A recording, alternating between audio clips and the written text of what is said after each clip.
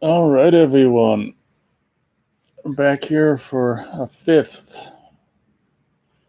I don't know. I guess it's technically a fan commentary. Nate watching Extravaganza. This time we'll be watching Friday the 13th, Part 5, A New Beginning. We'll give people some time to show up if they're going to. I never know if they're going to show up or not. We'll give people like 5 or 10 minutes to show up. And then we'll watch Friday the 13th, Part 5, A New Beginning. If this is your first time listening to one of these videos, just be aware that obviously for copyright reasons, we're not going to be seeing or hearing any of the actual movie. I do ask that if you listen to this, unless you know the movie by heart, which pretty much I do, I'd ask people that are listening to this to possibly on their end, when they're playing my audio back, to play the film on their end so they can see what I'm talking about. Looks like Wade's here. He says Pew. He might have popped off because I'm currently seeing 0. I would imagine if he accidentally popped off, he'll probably be back to watch the 5th Friday the 13th. I'm already seeing a hitchhiker probably from Wade. Oh, he says, no, I'm here. Okay, well, the counter's incorrect then. It says 0. So glad you're still with us. Big smile from Wade. Okay, yeah, he says YouTube just glitching. Probably, yeah. So it's possible that a million people are actually watching instead of just one, like it says now. I'll probably just assume that's the case. I did have a much more interesting thumbnail, and my intention was to keep that thumbnail up, but YouTube actually deleted the thumbnail, which was pretty inoffensive. A non-nude shot of Debbie Sue Voorhees laying on the ground topless, but I mean, the picture didn't show any toplessness. It just showed her shoulders and her neck and her head and her hair, and maybe the ground was the problem. But I replaced the thumbnail with the second runner-up for this particular video. That was just disappointing. It's like, how is that even nudity? Wade says fake Jason might be a better killer than real Jason in some ways. Yeah, especially if you're talking about the 09 reboot, or maybe anything after 7. So I kind of agree with that. Just incidentally, I mean, I think back in the 80s and even possibly the 90s, for a lot of us fans, I think we were kind of mad at Part 5, when it came out in the years following. It was kind of the Halloween 3 of the Friday franchise. But, I think the years have been kind to New Beginning, and I think a lot of us fans really have since welcomed it into the Friday franchise and even regarded as better than, well, for me, it's better than anything beyond 7. That's for sure. Already getting close to 5 minutes. We'll probably wait 10 minutes, see who shows up before we start, then we'll just start it. I did, like 3 hours ago, I did a video indicating that I was going to be doing this, and that video didn't get many views, so I don't expect that many people to necessarily show up, or at least right away. So we'll see what happens. Oh man, so where I am, it's getting humid. So it's getting kind of humid. Wade says, I kind of see it as a man possessed with Jason or inspired by his killings to avenge the loss of his son. It's similar to Jason's mom, Pamela. Yeah, I didn't one of the actresses say that in the commentary, that it's basically like I didn't really think about it until one of the actresses or someone said that it's kind of like almost a remake of the first movie to a certain extent, except making the vengeful mom a vengeful dad. So it's kind of the same thing. Instead of Jason Voorhees drowning, the fat guy dies at the what's it called, Pinehurst, the honor system country located nut house. All right, everyone. Already, geez, time goes by quick on these things. 5 minutes into the live stream. We'll probably give it another 5 minutes and then we'll just start it. I, of course, have the recent Scream Factory Blu-ray in the player. Pretty much the only way I've been watching the movies since the Scream Factory box set has come out. It's so cool to have each movie finally on its own Blu-ray disc. And even though 5, 6 and 7 and 8 don't have new scans, possibly the fact that they're on their own disc maybe helps a little. But the one thing we did get on, 5, 6, 7, and 8, and possibly others, I don't really care about anything really past 7, but definitely nothing really much past 8, is we did get, for the first time on disc, well, that doesn't include Laserdisc, is original mono for New Beginning and original stereo for 7 and 8, so that's fun. Even though we didn't get new scans, we've got original audio. So to me, that's huge. And it's so cool how the discs, when you press play, it's default original audio. And these discs do also include 5.1 if you want that. You got to select it though, which is how it should be on any movie, in my opinion, that's originally mono or stereo that has been since converted into 5.1. The original audio, in my opinion, should be default, and if you're including a 5.1 or whatever, that should be something you got to select special.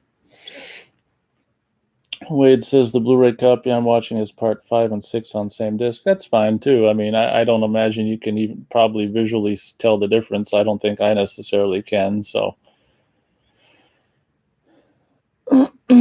you're probably fine with the Blu-ray that's got 5 and 6 on the same disc. After all, that's how I've watched these on Blu-ray for the last, I guess, 11 or not 11, 8, 9 years. Yeah, it might just be you and me, Wade, to start the film. Maybe other people will show up, maybe not. But as is often the case with these live streams, more people listen after the fact than during the actual event itself. Wade says I would watch these on Laserdisc. Rips, I have, but I've seen these movies too recently on Laserdisc. Okay, you're changing it up and seeing what the Blu-ray looks like in comparison. And he says, so that's why I'm watching my Blu-rays. Well, that makes sense. See what the old Blu-ray looks like compared to the washed out 80s transfer from Laserdisc. Couple minutes here and then we'll just start the old Film O'Rooney.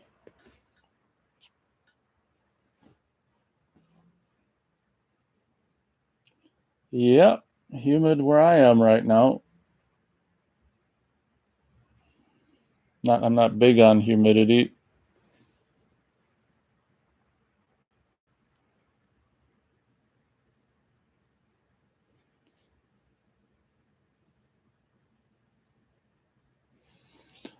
But I guess it's better than freezing rain and drizzle and black ice on the roads.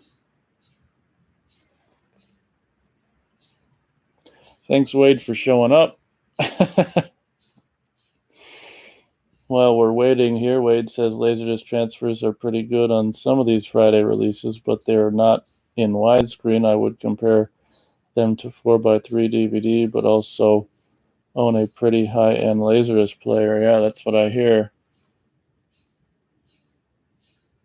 As I said, I think I said it in a radio show past that I popped in, I don't know if it was last year, I popped in the Laserdisc of the first Friday movie for the first time in a long time, and it occurred to me that movie, I never really knew it, but that movie was squashed, like the 1:8:5 ratio. They just squashed it to fit in the square screen. So if you watch that Laserdisc on a widescreen TV and you can do that stretch from side to side to stretch it to fit the screen, that, from what I can see, is actually the way it's supposed to be. It's probably, stretches it out to what it is supposed to be.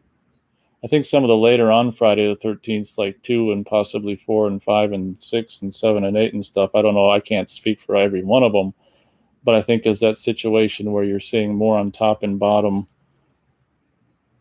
on the full frame versions than you do in the widescreen version. All right, we're already 10 minutes in, so we'll probably start it after I just read a couple of comments here. Wade says, do you like the video quality on your Laserdisc player? I mean, I don't really watch Laserdisc anymore. I mean, so I guess that answers that. I mean, it does me fine, but I'm pretty much a Blu-ray guy these days. And he says, do you think your Laserdisc player produces pretty good quality? I mean, I guess. I've only, let's see here, I own three, and I've only owned three, and two Pioneers and a Samsung, and I don't know, I guess the highest end Pioneer I got, I mean, it's not like I really notice all that much difference in quality back when I used to use it, but I don't really use it much anymore. Why don't we start the old movie at this point here and get the ball rolling. I'll let you guys know what I'm seeing when I see something.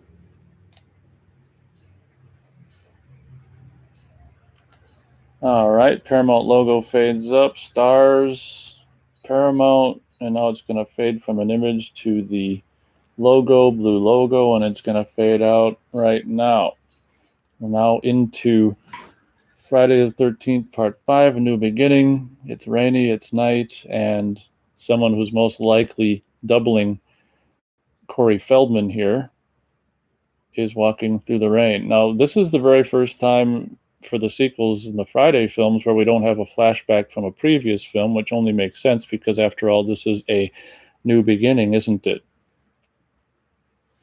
I think it's also the first time since like the second movie, or maybe even the first time in the franchise history so far, where there isn't, I don't think there's necessarily any music from any of the previous films in New Beginning. I think pretty much everything, if not everything, is brand new music by Harry Manfredini, which is really cool. It's got its own, because it's Imposter Jason, of course, the viewer doesn't know that the first time they see it. The music has its own kind of what I call, I guess I kind of call that theme Pinehurst theme or Imposter Jason theme. The it's the main theme of New Beginning. We see Corey Feldman here, or at least the close-up shots of him, I guess, were shot in the possibly the director's backyard or something. All these other wide shots of the character are probably just a double, and the very close-ups on his face are probably, from what I understand or from what I heard, are just possibly filmed in the director's backyard. For example, this character running towards camera, if you look at the face, it's definitely not Corey Feldman.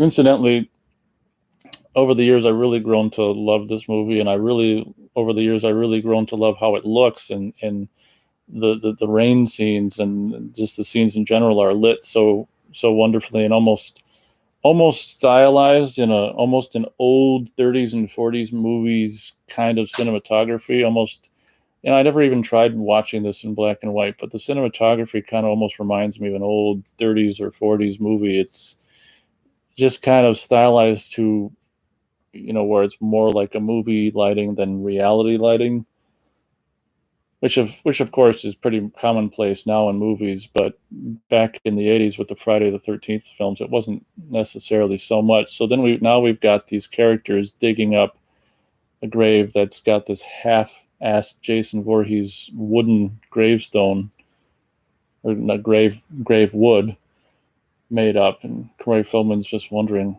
what's going to happen with this. Of course, Corey Feldman reprising his role from the final chapter of Tommy Jarvis.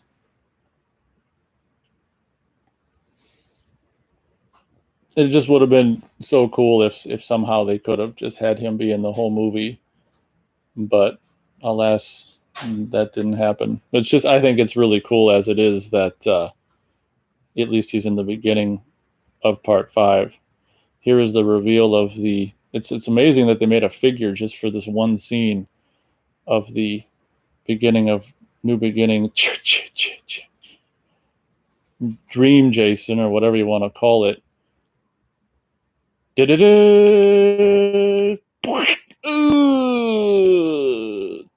Ice pick.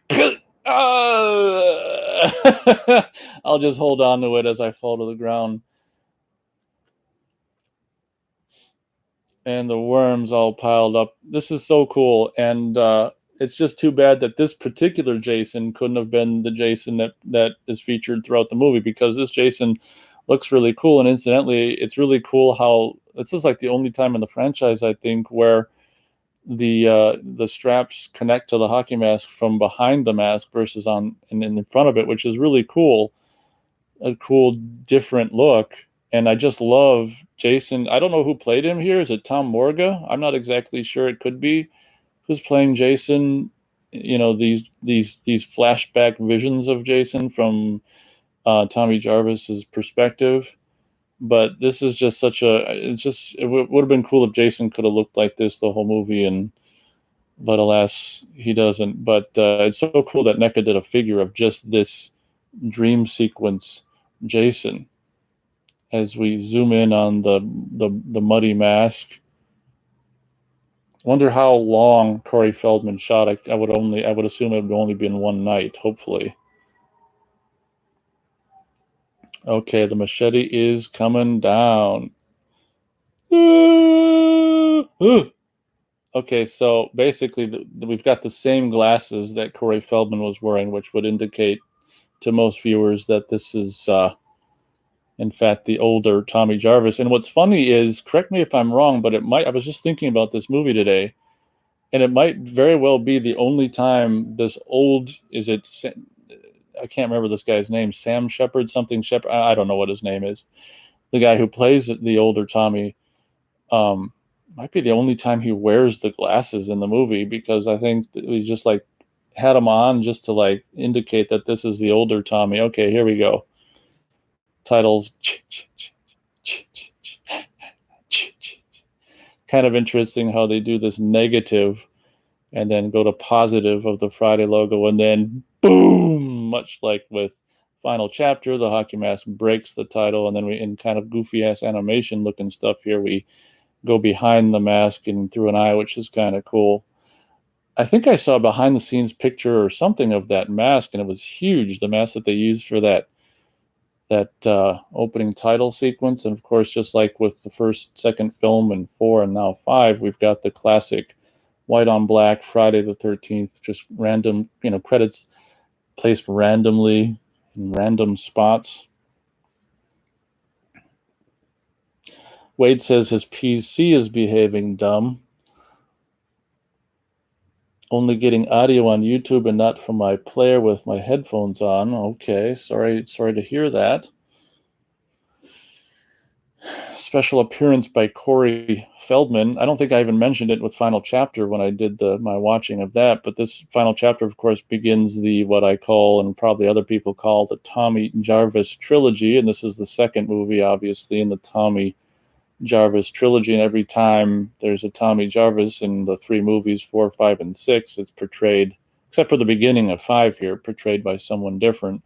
I guess the guy who played Tommy in 5 was contracted or something. It was supposed to play him in 6, but he he bowed out of the role because, I don't know, his lackluster experience on 5 or something. Can't blame him. He didn't have a lot to do in 5 other than just spaz out at people and give weird looks and look like he's a potential suspect or killer.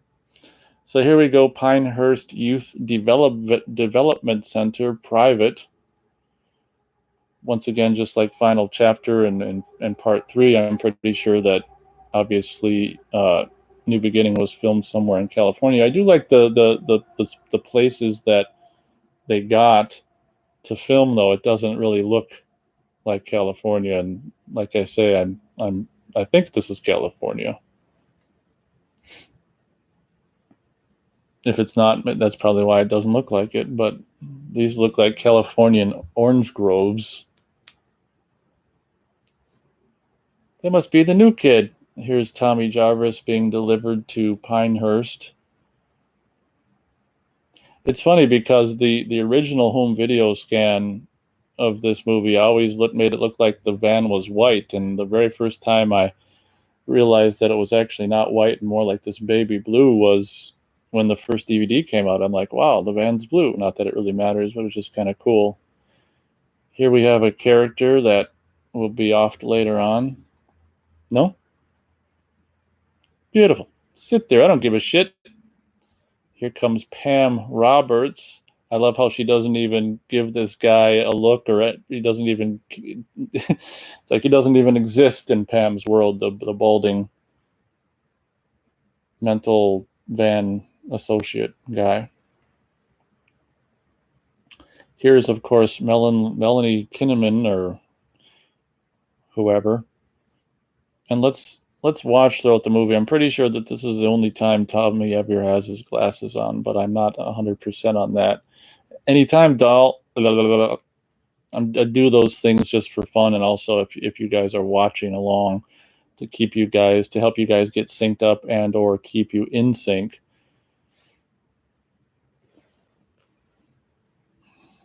Personally, I wouldn't be having him walk behind me the way he's acting. I'd walk behind him, but she's a dumb blonde. I wouldn't want this guy walking behind me. Here's a guy to go on to. I'm sure he's done other things, but I think the only other thing I can remember seeing him in is going on to be the guy who gives a young Indiana Jones his hat in the third Indiana Jones film. I want to say he might have been on an episode of Cheers as well. I'm not exactly familiar with this guy's filmography, but look at how beautiful that is. Just the light, the sunlight in that behind Tommy in that shot, just like with Friday the 13th Part 2 when there was all those beautiful blue sky days. Of course, this possibly being in California would account for the sunshine in this instance. Here's what's his name giving the lowdown of Pinehurst. Basically your own boss. It's an honor system, Tommy. What you're really doing here, Tommy, is preparing yourself. I love that sound of him, like, doing whatever he is doing in the zipper that they throw in there. Like, this guy's got all kinds of built-in angst and rage. I love his mid-'80s mullet going on here too. It almost, when I watch this, it almost makes me want to grow something out like that, but not enough to do so. Kid's a real talker. I noticed how they diagnose it. Well, Wade, looks like it's mostly me and you, which is fine. Well, people mostly listen to these after the fact, after all. Now, that's something that's, when I've gotten older and stuff, and I've watched. Oh, here we go. Here's a behind the scenes photo from Final Chapter that they're utilizing in Friday 5 of the dead character of his mom, and I don't know what was supposed to have ever happened to Gordon, if he was supposed to have committed dog suicide or what, but his sister lived through the end of or through Final Chapter, so one would assume she's still alive. But let me just do a keeping you guys in sync click of the knife close, and then I'll say what I was going to say. So he's just about to close it. Click. So what I was going to say is, watching this movie in my older age and stuff over the last 10 years or so, it's really interesting how like the visual style of the movie, and I don't know who we can attribute it to, the director of photography or Danny Steinman or who, but I really kind of like the simplistic, almost, I don't, the word Hitchcockian comes to mind, but it's more subtle than Hitchcock's visual style. But there's scenes that are certain scenes that, I don't know. There's just the movie visually plays like it's very like everything is like storyboarded in advance, and not in a bad way. Like, I don't really know how to describe it. It's just it's a subdued Hitchcockian visual style, a very simplistic but effective way of shooting and cutting a movie. We're introducing, obviously, Reggie the Reckless here, and I don't know if these are reproductions of the masks from Final Chapter, or if they're the actual masks from Final Chapter, but the scary ass, you know, I won't even say it and get in trouble with YouTube, but the alien with the female, I won't even say it, but the scary orifice mouthed alien mask and the other two. Don't have to get twisted out of shape about it. I mean, you act like you made these things or something. I did. Oh, I said that too early. Solid. This is Reggie the Reckless, brilliantly portrayed by, I want to say it's Shavar Ross or something. Incidentally, the commentary for I'm referring to the first commentary, which I think features the director and Shavar Ross and possibly the guy. I don't remember if it featured the guy who played Tommy. I don't know, but it had Shavar Ross in it and the director and possibly Tommy. But the first commentary, or the first one that was recorded, I think, for this movie was funny with good old Shavar Ross. Now here's this guy. The only other thing I can remember seeing him in was the John Woo movie Hard Target. In this case, he's showing up, and we're introducing the Pinehurst and all of the goofy characters that are associated with Pinehurst. In this case, we're going to introduce the two nympho. I guess technically nympho only applies to women. We'll just say sex crazed. I don't know if they're supposed to be teens. I would imagine they're supposed to be teens here. Debbie Sue Voorhees and whatever the hell this guy's name is. Obviously, for a lot of us heterosexual males that like this movie, there's several reasons to watch this movie on repeat. And when I can remember being a teenager and stuff, and not necessarily liking the movie so much at the time, but there were definitely several reasons at the time to watch it. But obviously, since I've gone on to appreciate more of the movie, and well, basically all of the movie, we're introducing all kinds of people here. How can the audience even keep up? Ethel here and Junior. This woman is hopefully wearing a wig. Incidentally, the actress who plays Ethel and the guy who plays Junior are brilliant in this film. The first time I saw this movie was when I was 12, when I was getting into the franchise, and my dad and I probably rented all these from the video store, not all at once, week to week. I don't even know if we did them in order or anything like that. I mean, I'm pretty sure I saw 7 before I saw 1. I don't know the order I first saw them in, but I'm sure we saw this, and I can remember really just thinking it was obviously, as a 12-year-old, stupid that it wasn't even Jason. But shit, I don't even know where I was going with that train of thought. But well, that's what I thought as a 12-year-old.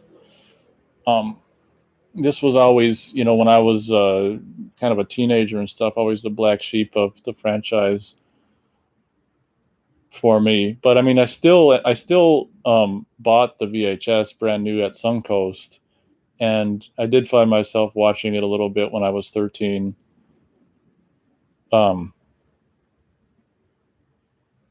Yeah.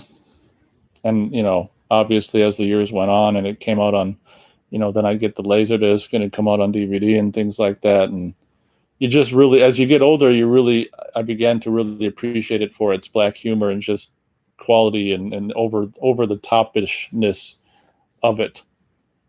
So now we're introduced to pretty much all the characters, the goofy ass white trash neighbors, sex crazed kids, and now let the movie, in a way, kind of begin here with the event that's going to catapult the existence of the rest of the movie and basically give who would end up being the killer in this movie his motivation for being that. Wade says, saving my Laserdisc grip of this movie on my hard drive now so I can watch it since I'm having issues with my Blu-ray player on my computer. Hell. Well, good thing is that should be able to listen to this anytime after the fact as well if you're having issues. What a bummer. Here we introduce, yeah, I think this is, well, no, we've seen him before, but this is, Dominique Braska, who is said to no longer be with us. His big scene in the movie, and the introducing, or the big, these girls' first big scene in the movie as well. And this girl, of course, on the whatchamacallit left, screen left, as it were, is also can be found in Psycho 3 and Slumber Party Massacre 2, and I'm not sure I've seen her in anything else. I'm sure she's in other things, though, I would imagine.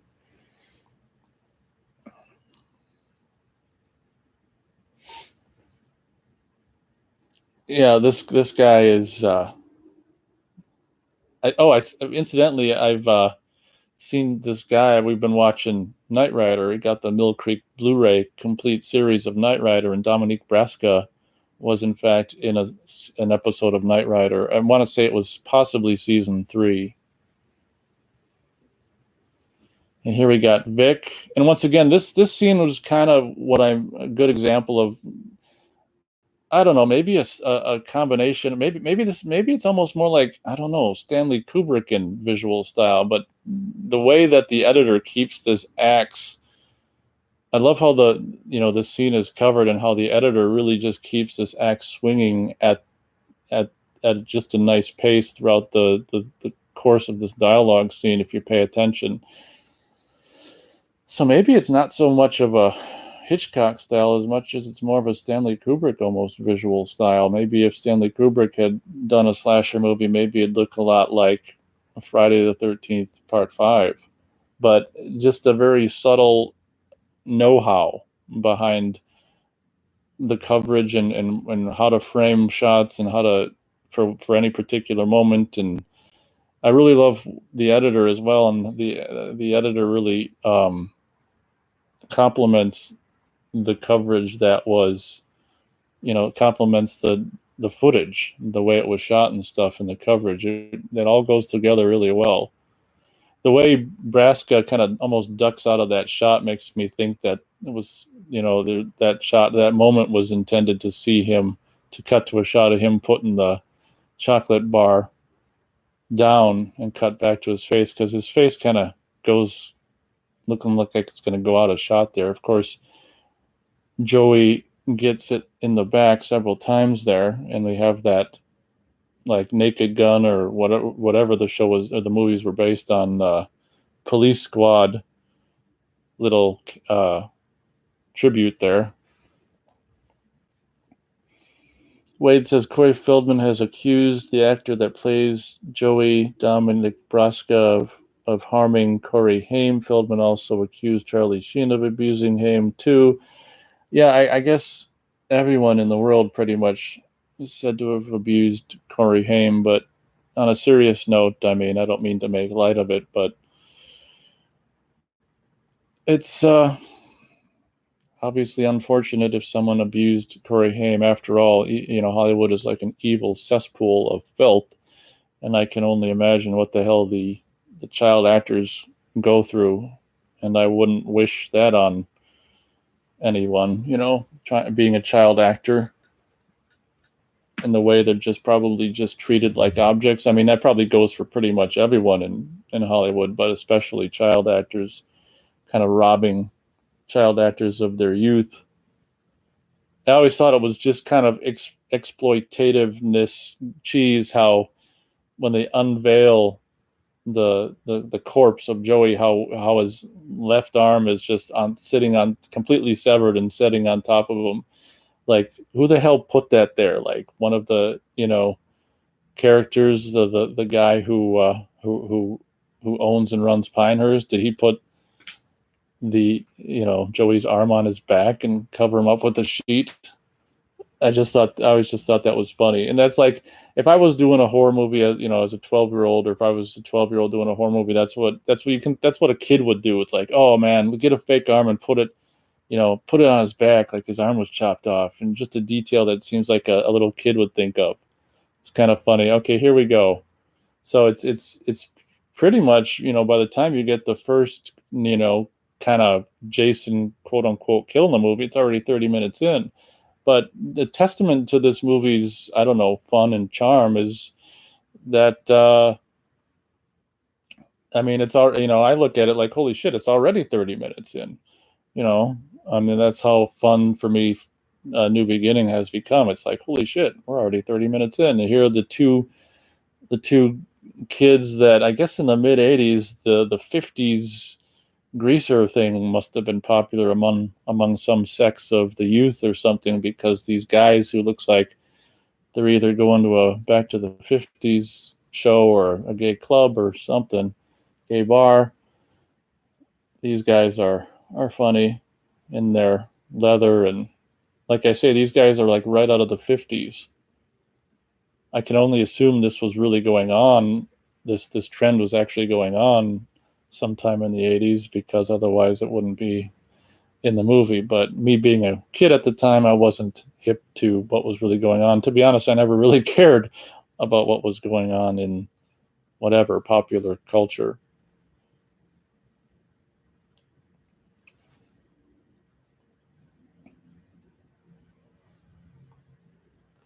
Wade says, I know it's accusations. We don't know the truth. Yeah, that's true.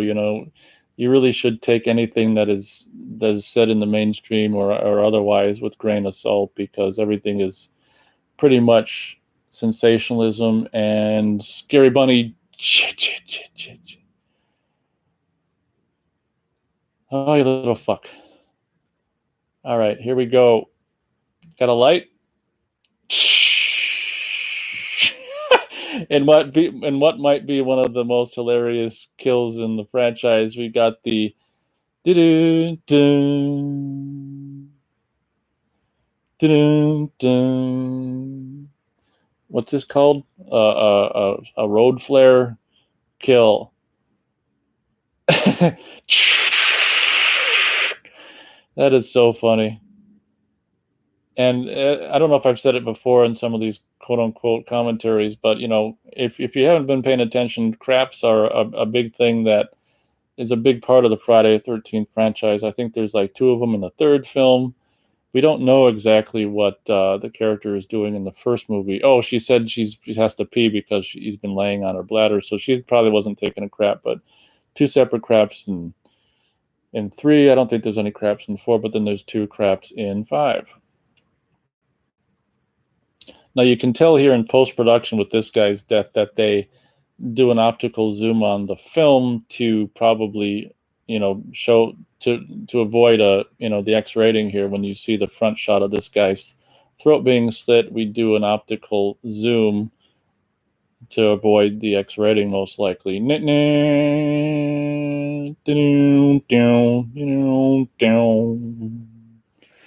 So Wade says, I remember enjoying a campy horror movie made by Dominique Brasca, so I hate to think he may have hurt someone. Brasca made some independent horror movies in the 80s. Forget the name of it. I think the movie was called Evil Laughter, but don't quote me on it. Okay, interesting. Here we have, now obviously in the movie, because of the way final chapter ended with the bald Tommy Jarvis looking in the camera with the crazed eyes, obviously Friday the 13th, A New Beginning, portrays more or less the character of Tommy Jarvis as being unhinged, tormented by the memory of Jason, and basically, suspect number one for the killings that are taking place in this movie. Because Jason is definitely haunting his whatever existence. I'm seeing 2 thumbs up. Someone else may be here. Thank you for joining. We're about, oh wait, no, we're not 30 minutes into the movie. I misread. It must have been, I don't know. We're about 28 minutes into the movie here at this time. Looks like Wade figured out the title, Evil Laugh, from 1986. Yeah, I can't say I've ever heard of that movie, but hopefully it's on YouTube or something. That sounds interesting. I hope Dominique is in the movie as well. That would make it even more entertaining. But here we go, a very heartwarming scene between Reggie the Reckless and Gramps here. It's cool. Go and tell everyone breakfast is ready. Yo, breakfast! Come and get it! I could have said that.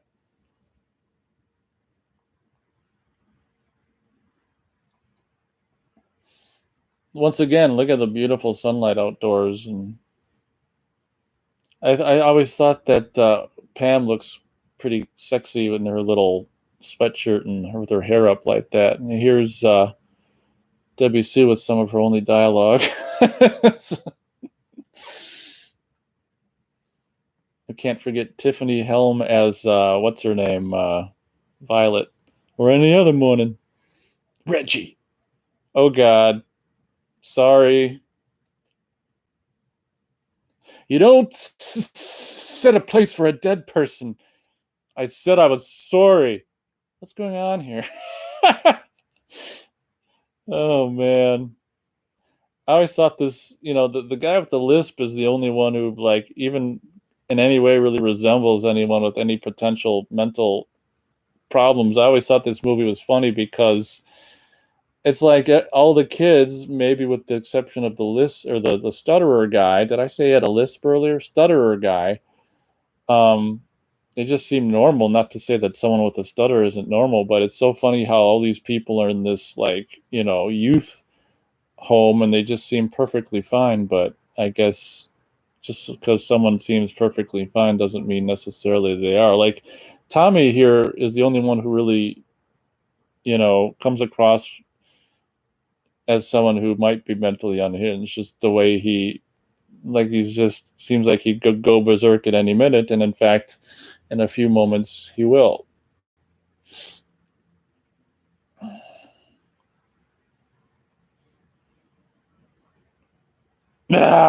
Looks like it's getting later outdoors there. This scene's probably taken all day to shoot. Oh my god.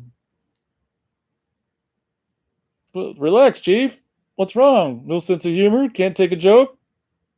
Ah! uh, uh, uh, uh, uh. I love how there's all these signs all around Pinehurst that,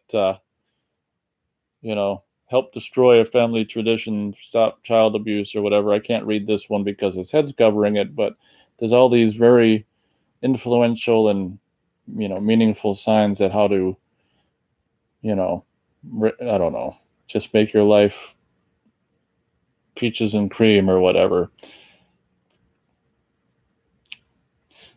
Here's Ethel once again and Junior once again.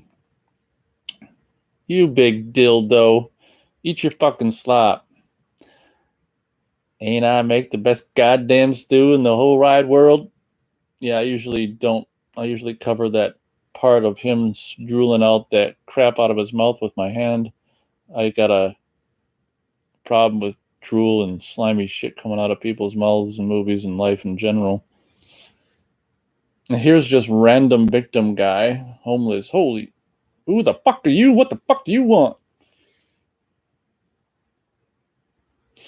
Random homeless guy, victim who just shows up to whatever you need done.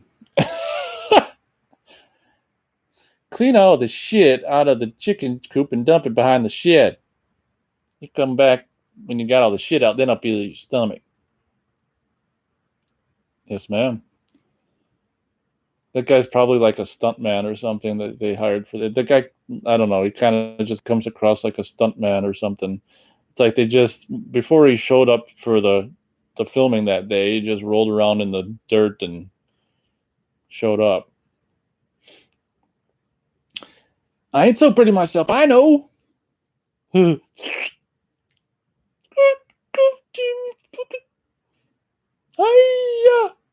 I want this whole area cleaned thoroughly or whatever. Bring back anything you find. Anything. I always thought it'd be funny if they came back with like a used condom or something.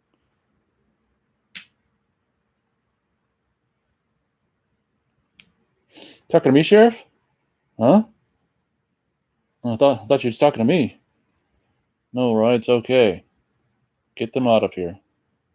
Oh shit, I said to get them out of here too soon. I'm doing a great job of syncing you guys up and keeping you synced. How about this? Tap, tap, tap. Looks like we got us a murderer on the loose, huh, Sheriff?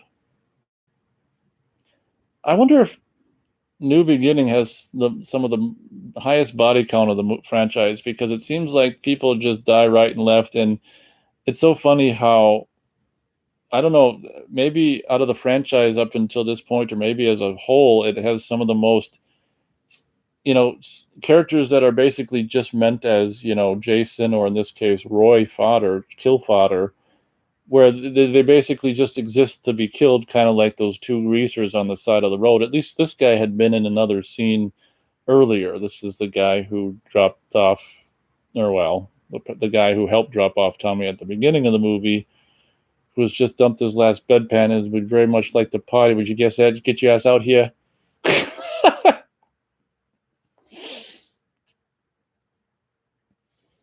So I believe that this is the first out of what, three separate pairs of female frontal nudity in this film, toplessness, whatever the hell you want to call it.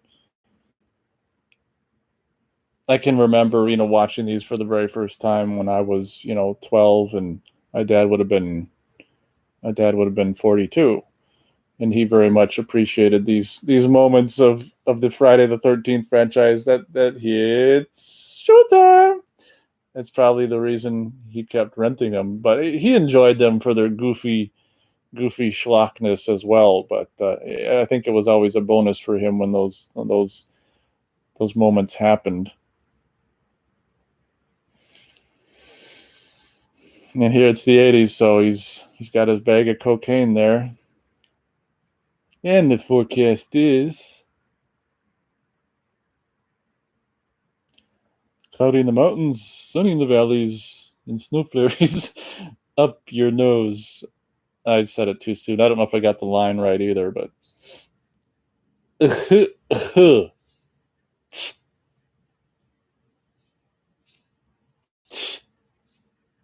and just like with Friday the 13th Part 2, and Vicky, is her name Vicky? She also sprays the, or does, I can't remember if Vicky sprays it down, or no, maybe she just does it down the underwear. But yeah, New Beginning might have the most, where they just basically introduce people to kill him, because this is the only scene this blonde is in, and you know, as well. And just like with the guy who cleans out, it's funny because I always thought that guy who showed up to clean the shit out of the chicken coop, I always thought that was the same day that he died. But it's like, what does he do? Do that all night and die the next day? They probably meant that scene to be all in one day, but it's just weird how they cut that into two separate days. Like, what does he do? Just sleep on the grounds? And did he get fed that day, or what's going on? I never really thought about it. Now here we've got I've got that really limited Friday the 13th CD collection that they put out, 1 through 6, and I think Harry Manfredini did this Muzak here, this music that he's listening to in the car, the dun dun dun and dun dun dun. Hey, hey.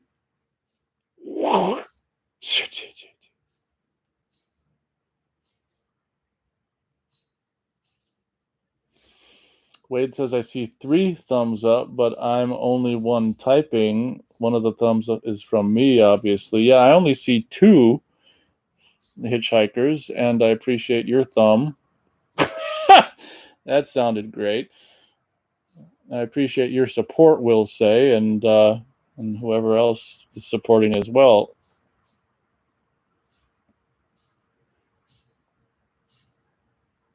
What are you doing? It's cold. I said that a little late.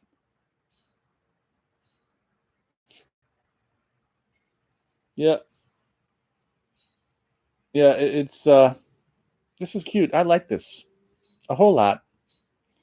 It's always tough to know how many people are really listening, or whatever. And these movie watchings, maybe they understand that I'm not really paying attention to chat. Although I will say it's much easier to keep up on chat when only one person is chatting. That's one thing I'm learning from this particular evening of Nate watching.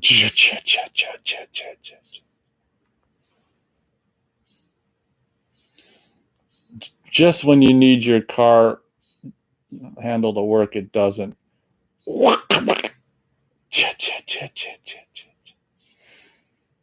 Now you kind of always, like the first time I saw this, I thought when the arm came down that he was like going to chop her arm off, but alas, that doesn't happen here.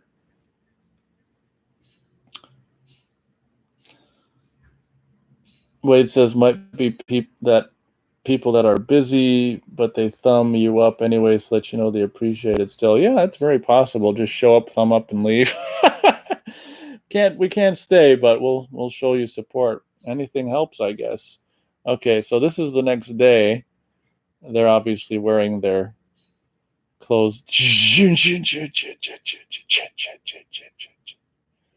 visions of Jason. They're obviously wearing the clothes I guess they don't really die in clothes, but the guy dies in his pants, I guess.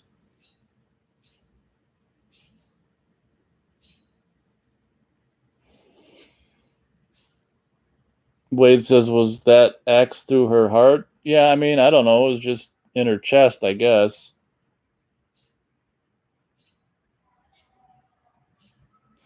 Wade says, this is the good Jason, the one they should have used. Yeah, the one that they constantly show Tommy seeing, that's the Jason that should have been in this movie. It's just a bummer. Although that's not the mask from the beginning. The only time they used that hockey mask with the straps attached behind and the inside of the mask was the opening scene. I guess from what I understand, that the mask that's used in the Visions is quite possibly the final chapter mask, from what I've heard. But for some reason, I don't know why, the mask from the opening dream isn't the same one in the Visions, but whatever.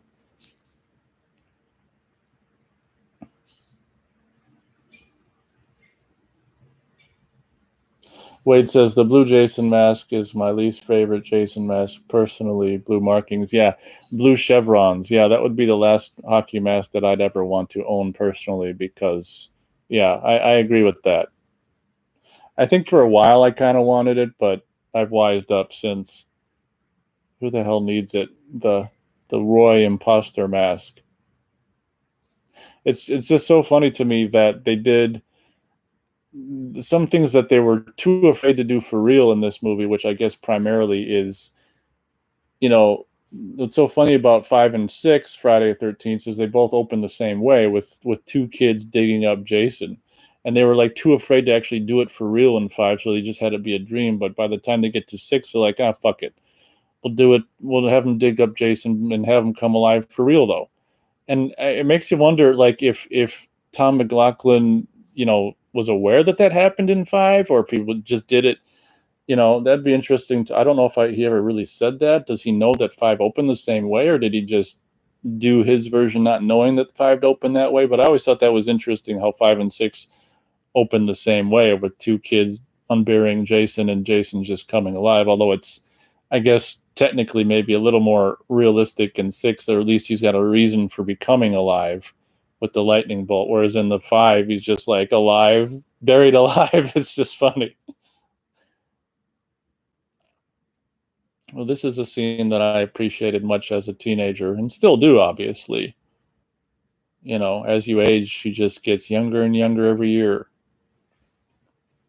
And I don't know where I heard it, if it was the commentary. I don't know where I heard it, but I can't remember where I heard it.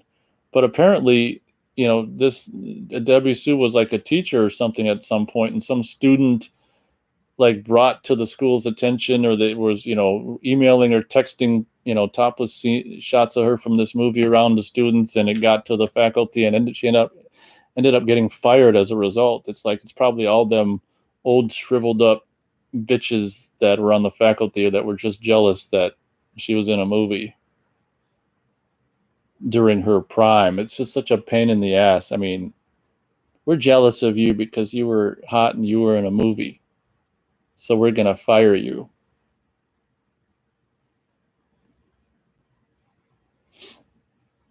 So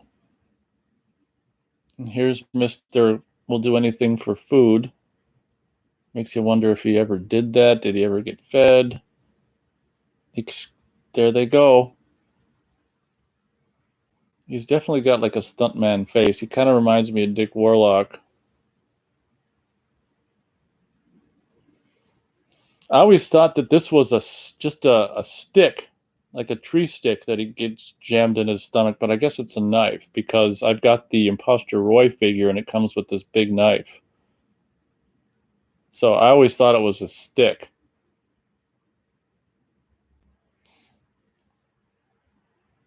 Okay, fellas, resist your urge to pause it and keep watching with me.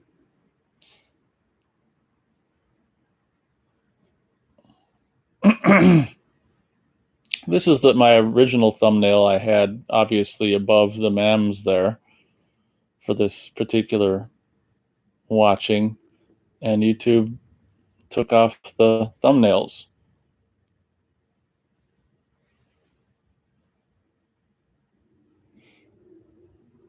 Wade says, creepy. I want her to be my teacher. Yeah, she could teach you a thing or two. Oh my God. And the thing that's interesting about women and that there's a thumbnail right there. There was no nudity in the thumbnail I had up originally. One thing that's interesting about women in regards to breasts as they age is they just keep getting bigger, if you know what I mean.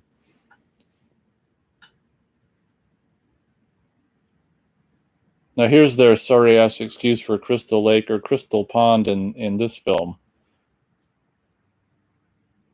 Here's Mr.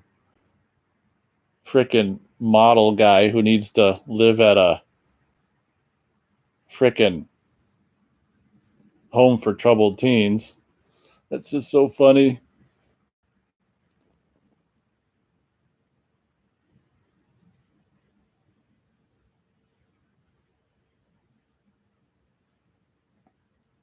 Now it's funny here when he turns her over, there's this initial shot of her. Where is it? I think it's right here. Right here. And he starts to turn her over, and those tits look huge. I want to say that was like not even Debbie Sue in a double in that moment because those tits looked even too big for Debbie Sue that moment where he just starts turning her over. Wade says, I don't know if that shows up in widescreen, but it was still dark. Yeah, I don't know what you're talking about. But here's the fun death of just crunching his eyes into his head, and I guess that kills you. Snap. Go, go, go. This, I think, is where the Laserdisc side change was after the crow flew away. And then the beginning of side 2 is such a perfect side change because it's like all the day stuff is over and all the rest of the movie takes place at night. So side 2 of your Friday the 13th Part 5 Laserdisc is nothing but, you know, the night scenes, the last half of the movie. Wade says my comment was censored by YouTube. I was talking about one of her holes showing up a little bit on 443. And he said, "Yep, it just changed." Oh, okay, that's right. I think Wade is watching a Laserdisc rip. How fun! So I guess my memory of that side change is correct. Incidentally, I mean, I haven't watched the Laserdisc of this probably since whenever. I mean, let's see, the DVD would have come out in, I don't know, 2001 maybe. So I was still watching the Laserdisc up until the DVD came out. But once the DVD came out, I was retired the Laserdisc. I mean, I still have them, but I don't watch them anymore.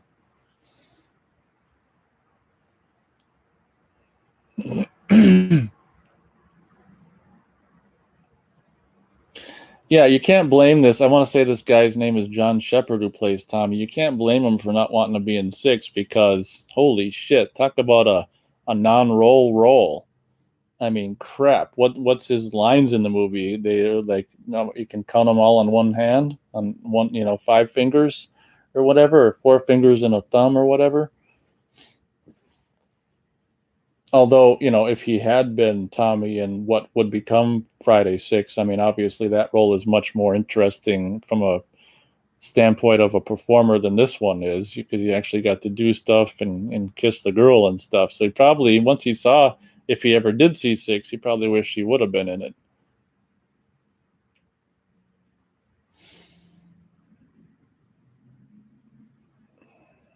Now I mean, the lighting in the night scenes is just so awesome in this movie.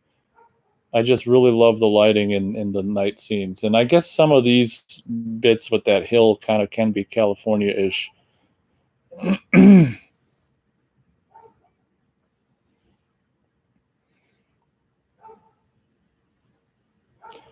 And now we're going to introduce Reggie's older brother, Demon, who is just in town momentarily from his world travels. And this guy would go on to be, and among other things, the movie Shadow Zone, which I think is like Full Moon's second release or something, directed by the guy who directed The Slayer from the early '80s. And he'd go on to be in other things too. I can't remember, but I'm pretty sure he's in Shadow Zone as well. I always thought it'd be funny if he goes, "Freaking A, where'd you get that?" And he's go, "I got that pillow in Paris." I always thought that'd be funny, like he was talking about the pillow, not the babe. This bit is kind of, come here, baby, come here. This is my friend Pam. She's my girlfriend. Oh, what's up, Pam? Now, I think even when they did the commentary, like the first commentary for this movie, I think even the people who were in the movie always thought that this bit was funny. It's coming up later, I guess that's the beginning of it, but his fascination with the neon sign is just something that is a kind of a mystery to, I think, everyone, but whoever's idea it was to have him stare at it, apparently. And what in fact is the neon sign invoking in Tommy Jarvis's mind? Here we go. Look at how great the lighting is, though. It's like a sign slash bug zapper all in one. Like, what does neon mean to Tommy Jarvis? Is there a deleted scene from final chapter when Jason kills someone with a neon sign?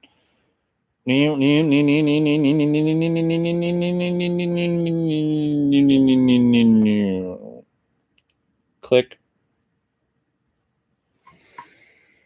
Wade says Tommy is like a martial artist in this movie, and the funny thing is, I believe the actor that plays in part 6 actually knows martial arts. The actor that plays Tommy in 6 owns his own construction business. Tom Matthews is the one that played Tommy in part 6. Yeah, interesting. So the character does the martial arts in the movie where the actor quite possibly doesn't know them, and then the actor that does in 6 doesn't get to show them off. I incidentally, I didn't know anything about Tom Matthews knowing martial arts, but that'd be ironic. Of course, Tom or I mean John Shepherd didn't do any of this. This is a double. There you can clearly see it's a double in the big shot of the action going on. John Shepherd there, but then this big shot of the action going on is Mr. Kung Fu Double. I'm going to crawl up your body to get more ass kicking. I'll kick your leg out. Ah! Oh, man. That is so funny. I think Pam has learned never to leave Tommy alone ever again. Ah!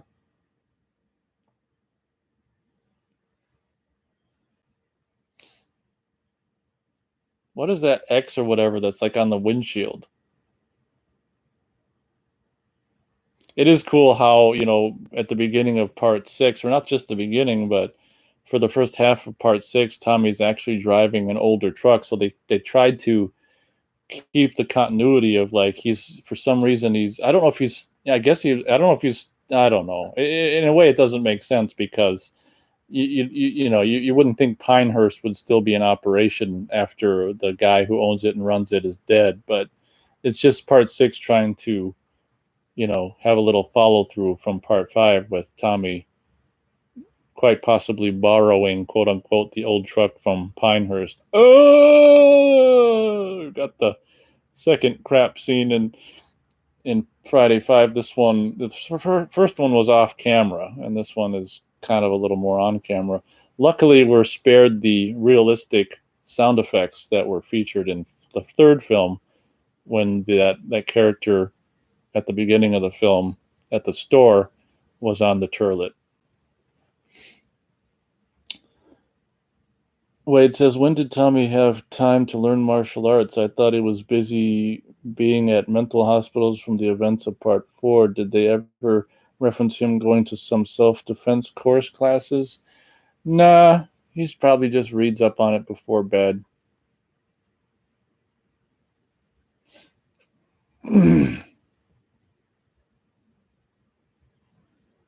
Ooh, baby. Hey, baby. Hey, baby. No, incidentally, ooh, baby. Ooh, baby. Ooh, baby. Ooh, baby. Ooh, baby.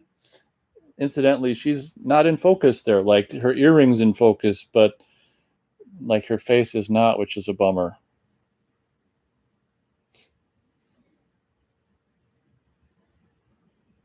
She was just splashed with invisible cream. Once we cut back to her, she's standing there still, but she's wearing invisible cream.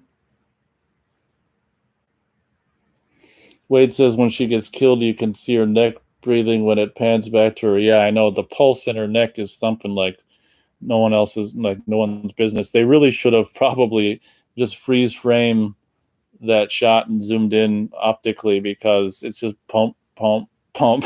It's just like, or they could have freezed it after the zoom in or something. But yeah, thanks for pointing that out. That's insane. I mean, that's just ironic how that's really pumping.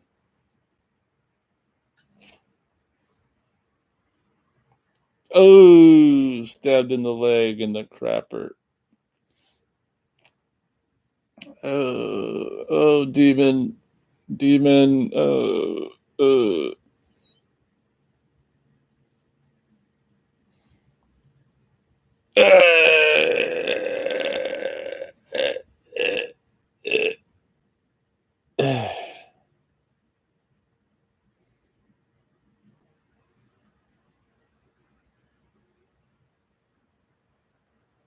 So, crazy Tommy Jarvis was mesmerized and destroyed by the neon sign and sent off in a raving mad state into the woods or wherever.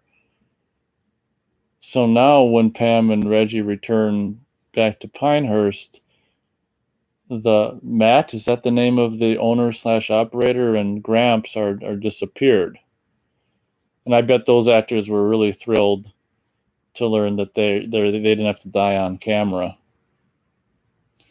They do have to show up later on though in grisly maimed, fashion, as corpses, and poor Gramps has to lay there with his eyes gouged out, and the owner / operator of Pinehurst gets to have a railroad tie through his head, just like with the final chapter and the guy in the shower.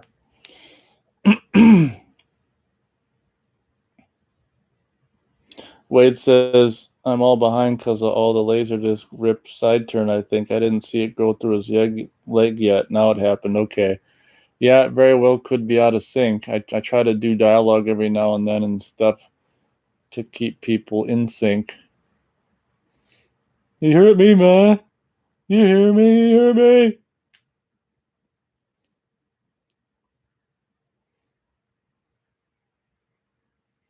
I am making your dinner.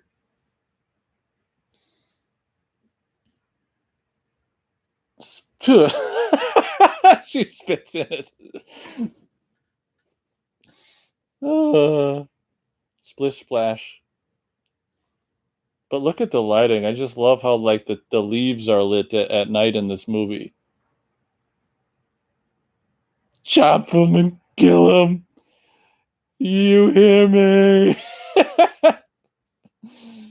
Now, I think I've said it before. I don't know if it was on my review or on a radio show or what, but I like in the trailer when that cleaver comes out from behind the tree. I love the sound effect. It's like shing.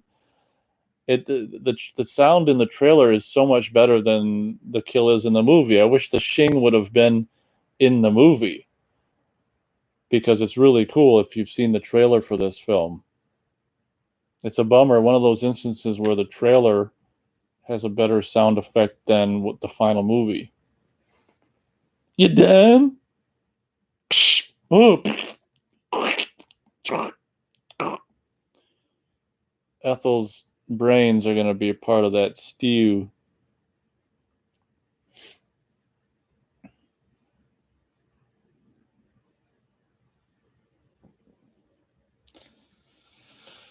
So the blonde Pam is looking for Tommy. This whole time she's thinking to herself, that's the last time I'm ever leaving him alone and letting him walk behind me. Clink, clink. Should really have a truck from this decade, she's also thinking. Look at this thing. Where's the dash? There's the dash. Look at that. It's like, is she pulling the choke thing out? That's probably the choke. Well, just like with, basically the sequels of Friday the 13th up until this point, the main characters are not at the location of what's going on, except for Reggie. Reggie's there, but he's asleep. He sleeps for everyone's death, and Pam is not at the main location, in this case, the Pinehurst facility. And this, someone I think in a past radio show or on a comment of my review of it or something, did clue us in as to what movie they're watching. I've still been meaning to watch that movie. This scene, I tell you, you really feel for this poor guy here. And she regrets it later on, doesn't she? Wade says, I wonder if my last comment showed up. Well, your last comment on my end is now it happened, so I'm guessing it probably didn't. If it had anything to do with hot women, you can bet YouTube won't allow it.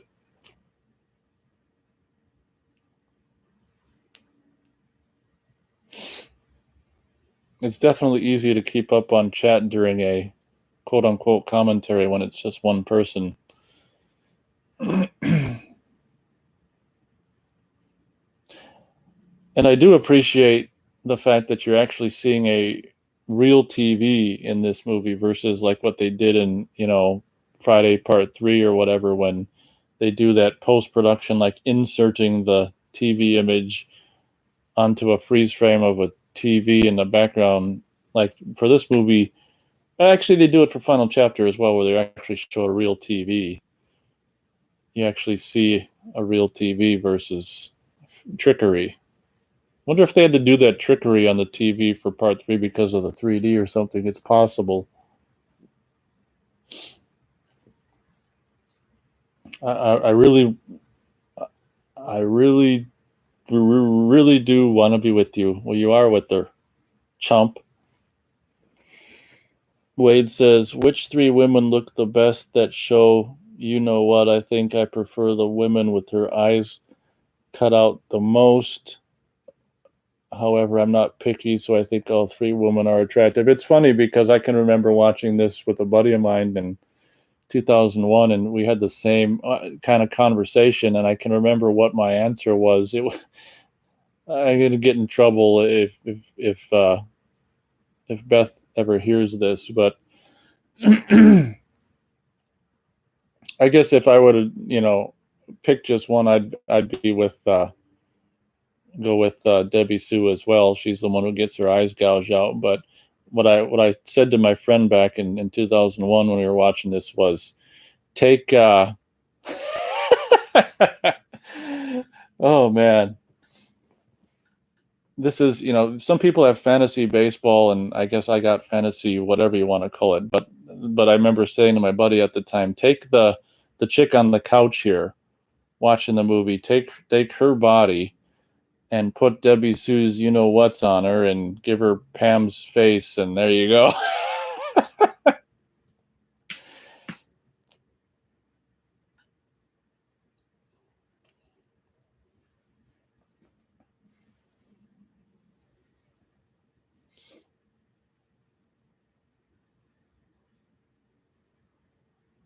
But that's what I was talking about with my buddy in 2001 while we were watching this. Now, I've seen a cover of a Gore Zone or a Fangoria that actually shows like this cleaver next to a dummy head of that character. Obviously, they probably filmed the cleaver impacting the dummy head, but obviously probably couldn't show it because of ratings. I'm really surprised that, the movies kept doing these elaborate gore effects 5, 6, and 7. You think by the time they got to 5, 6, and 7, they would have stopped doing it because they just known they're going to get it cut out. Amazingly though, somehow I don't know if it was just the tongue-in-cheek nature of the sixth movie. They ended up getting away with a lot of kind of gore kill stuff in six, which was fun.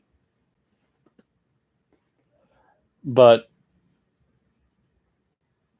yeah, to answer your question once again, yeah, Debbie Sue Voorhees, I guess, has my vote if I had to go with one of the three topless women from the movie.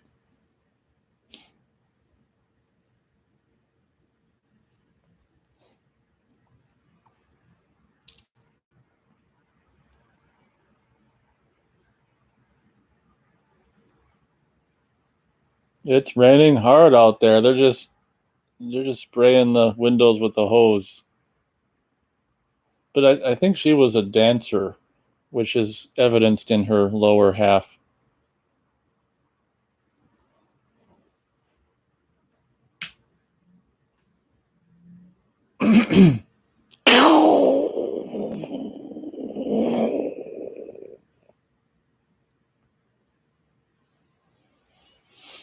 It's funny how two of the actresses from two different Fridays are in the same Slumber Party Massacre too, like this chick and also the blonde who'd go on to be in New Blood are in Slumber Party Massacre too, which is funny.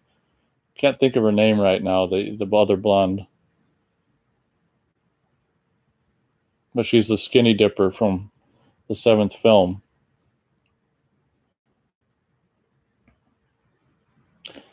Her death here, I mean, obviously the death of this guy whose corpse she discovers is probably cut no differently on TV because you just see a cleaver come down. But the way her death is here, minus the nudity, of course, is so tame, with just the blade going up, disappearing, and coming back into the shot bloody. I mean, they could probably get away with all that on TV. The only thing that they'd have to cut out is like the toplessness, and they'd probably maybe cut out or reduce the gory sound effect. I don't think I've ever seen this movie on TV. I can remember watching the first two on TV, like I think when I was 13 or 14 or something. It seemed to me like they played them back to back. And so Wade says, who is this actress related to? Are you talking about the chick dancing the robo dance? I didn't know she was related to anyone. The robot dance girl, I didn't know she was related to anyone. I mean, she's probably related to her relatives, but I guess I'm not privy to that information.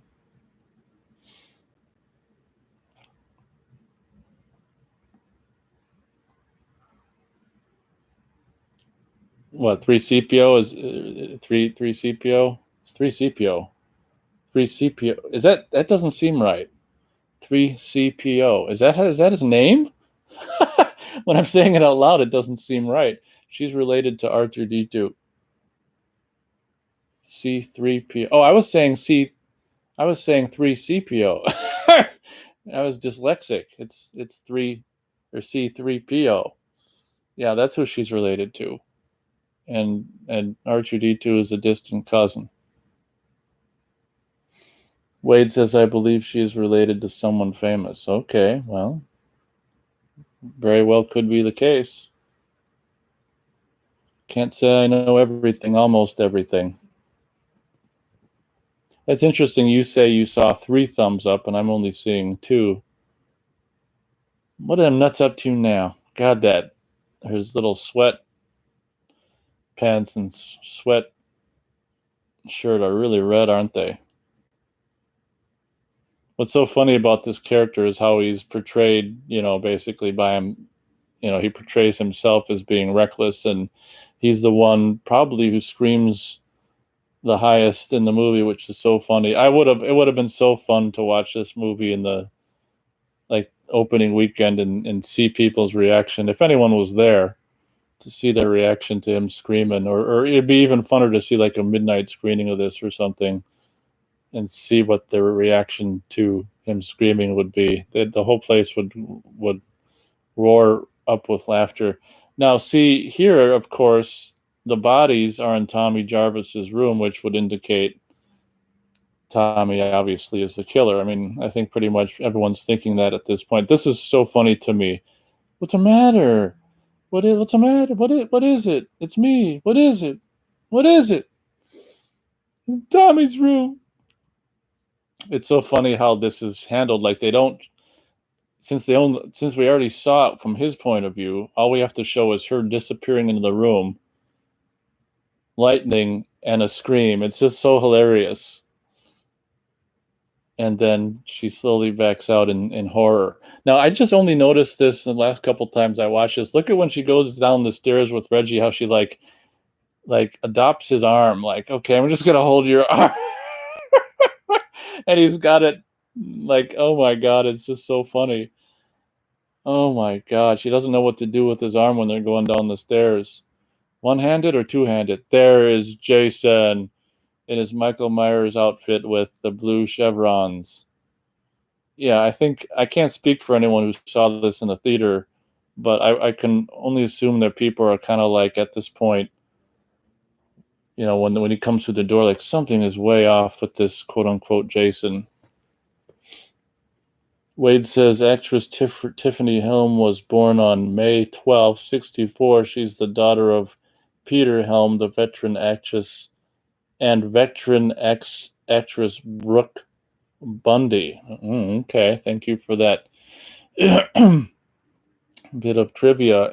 I think this is the scene that this actress who plays Pam, Melanie Kinnaman, can't stand, because as you already possibly saw, she goes running into the woods with the sweater, and her and Reggie go running through that one shot. She's got no sweater, and now she's got the sweater again.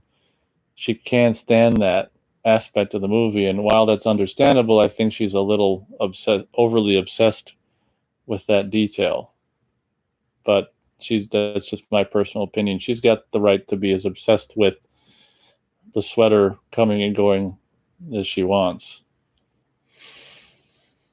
Yeah, I just think it's so cool that they've actually finally, was it last year or the year before, time flies, that NECA actually finally made an official Roy imposter Jason figure. There's the no sweater again, and I think she ends up with it back on probably the next time we see her. So I think it only happens twice where it disappears. So it's really not that big a deal, in my opinion. Yeah, sweater's back. Now she's going to run into, I think Matt is the name of the owner operator of Pinehurst. Oh, not only does he have a road tied through his head, his throat slit. And that's where she was supposed to, that's where she lost her. We actually saw her lose the sweater. So we don't have to deal with that anymore. This is the scene, of course, where they really started this victims through the window thing with part 3, with poor Rick, and then Rob in final chapter, and now Gramps goes through the window and new, what are we watching? New Beginning. She's so nervous here because she knows this guy's going to come jumping through the window.